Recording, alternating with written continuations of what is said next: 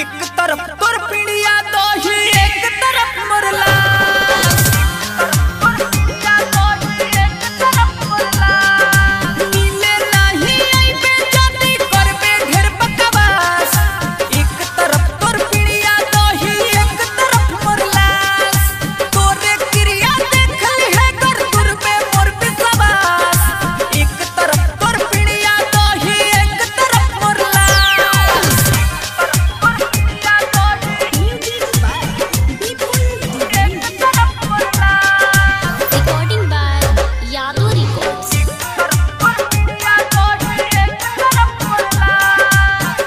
सावा महीना से बड़े भूत लैले गोधन पिटाइल तब से मिले नइले।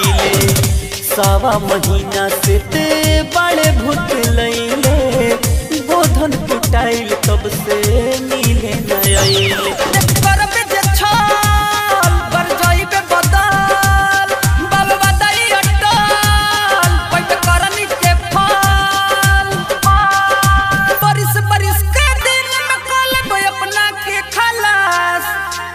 तरफ तोर पीड़िया दही एक तरफ मोरला तोरे क्रिया देखली है कर दूर पे मोर विश्वास।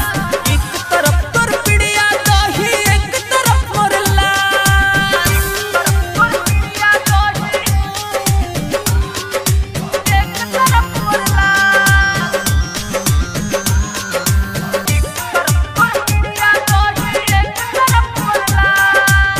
सारा मारी देश लकी राजा या जैया दे दी है खबर जब डूबी लब के नैया।